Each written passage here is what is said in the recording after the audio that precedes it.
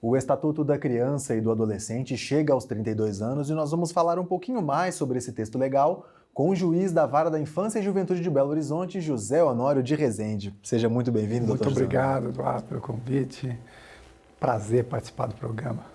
Agradecemos. Bom, doutor José Honório, o ECA foi criado lá nos anos 90. Eu queria perguntar ao senhor se as necessidades de proteção de crianças e adolescentes nos dias de hoje se mantêm as mesmas lá da década de 90 ou se foram se transformando com o passar dos anos? Bom, a ideia de um sistema legislativo voltado para crianças e adolescentes parte de um ponto fundamental, que é o desenvolvimento.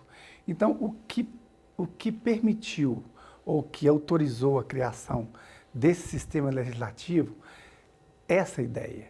Crianças e adolescentes são pessoas em peculiar condição de desenvolvimento. São pessoas em constante transformação. Bem, nós temos uma sociedade em 90, né, quando surge o Estatuto, que era... nós passávamos por uma transformação democrática com a Constituição de 88. Então, o Estatuto ele vem replicar a conquista de direitos, que foi o marco fixado pela Constituição de 88. Bem, 32 anos depois, a sociedade muda profundamente num detalhe fundamental, a velocidade da informação. O mundo instantâneo gerado pela internet e o acesso quase que ilimitado de crianças e adolescentes a esses meios de informação. Fala-se muito, inclusive, em abandono digital na educação de filhos e em exploração digital relacionado também à criação de filhos. Talvez esse seria o destaque, né, que eu faria, esse acesso, essa exposição, né, que as transformações na sociedade vieram a gerar. Você levantou um ponto curioso, porque hoje nós temos muitos desses jovens youtubers desenvolvendo atividades que, ao meu ver, se configuram quase como um trabalho, se não são de fato um trabalho. O senhor está dizendo desse tipo de coisa, desses jovens talvez expostos a certos conteúdos e trabalhando quando na verdade não deveriam estar fazendo trabalhos desse tipo, é isso? Se nós formos observar a disciplina constitucional, com menos de 14 anos de idade, não é possível qualquer tipo de trabalho para crianças e adolescentes.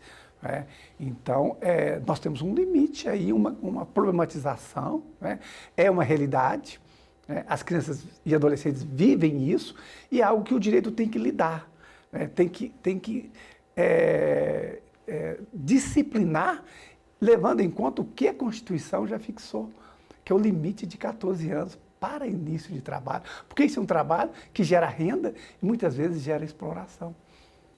Na sua visão, então, o ECA como um todo é um suporte interessante, suficiente, mas isso poderia ser melhorado ou precisa talvez ser mais avaliado, dada essa nova configuração social?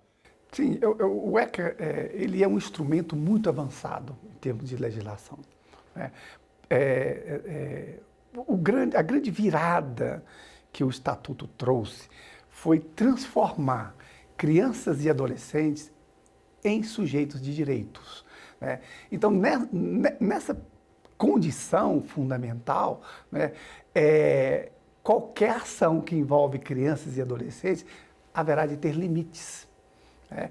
Por exemplo, o ato ilícito caracterizado pelo abuso de poder. Os pais, os responsáveis legais, eles podem vir a cometer ilícito, por exemplo, no modelo de exploração infantil relacionado à exposição, a abandono digital, por exemplo, que é uma linguagem nova, pedofilia, está na internet e as crianças têm acesso a isso, infelizmente. Ok. Bom, queria perguntar ao senhor o seguinte: o que é que o Judiciário Mineiro tem feito para respeitar o que diz a lei e até garantir direitos previstos no Estatuto da Criança e do Adolescente? Tem projetos, ações? Bem, sim, temos projetos. Por exemplo, nós temos um projeto muito interessante que é bem específico, relacionado à entrega legal. Esse é um capítulo muito importante do Estatuto, que foi uma conquista para a sociedade e especialmente para as genitoras, que têm um filho e não deseja levar adiante a criação daquele filho. né? Então, o TJ tem um programa a esse respeito, que é um programa de informação, né? No Brasil, para você ter uma ideia, são abandonadas 8 crianças por dia. Em contrapartida, no modelo de entrega legal, nós recebemos, né, no Brasil como um todo, 3 crianças por dia. Por que isso não funciona? Né? Então, essa iniciativa do TJ, né, de viabilizar o conhecimento desse direito protege as gestoras e protege as crianças. Bom, doutor José Honório, o texto do ECA fala que a proteção dos menores, não é, das crianças, dos adolescentes, é responsabilidade da família, do Estado e da sociedade.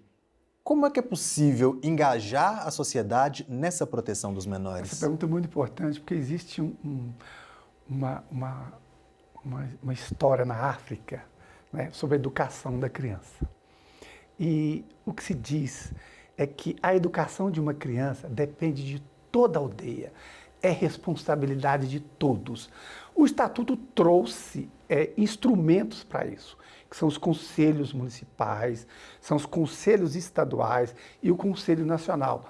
Esses conselhos que instrumentalizam, não é, o interesse da sociedade, que vai escutar essa sociedade e transformar como um mecanismo, né, de criar políticas públicas, né, para acompanhar essa evolução da sociedade, como nós destacamos, como foi destacado agora, a questão do acesso irrestrito à informação. Né? Mas isso ainda não é algo que funciona no Brasil como deveria.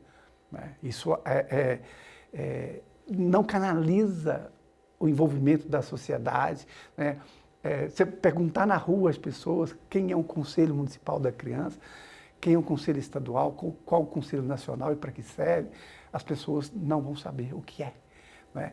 Então existe, né, entre o modelo legal bem instrumentalizado, bem construído e a realidade, uma distância muito grande.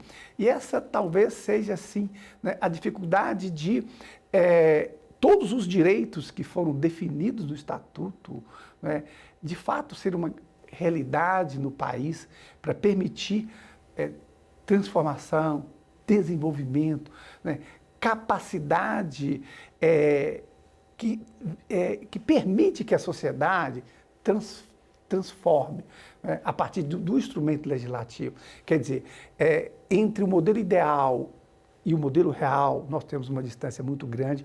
E esse é o grande desafio da sociedade como um todo. Não é? Sociedade é poder público, sociedade é família. Não é? Então, essa responsabilidade se multiplica em todas as frentes. O senhor menciona os conselhos municipais e a dificuldade de se trabalhar para todos. Seria porque existem necessidades diferentes em cada região, existem diferenças culturais em cada região? É isso que precisa ser superado? Nós temos um país de dimensões continentais, não é? Então, a criação de políticas públicas, de programas, como foi destacado agora há pouco, não é? Precisa do envolvimento da sociedade. Por exemplo, trabalho infantil, né? A erradicação do trabalho infantil. É uma frente que todo município precisa lidar com ela, né? Engajar com ela. Né? Embora no Brasil exista, né, uma ideia, né, de que as crianças é melhor trabalhar do que, por exemplo, estar vendendo droga. Né? Isso é uma análise, né, que é feita constantemente e muitas pessoas perguntam e indagam, né, por que menores de 14 anos não podem trabalhar.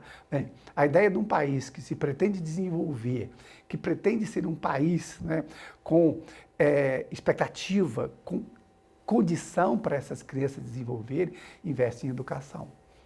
E aí, nós ainda temos muito a fazer. Ok, doutor José Honório, muito obrigado pela sua participação. Obrigado. Sempre à disposição. Agradecemos.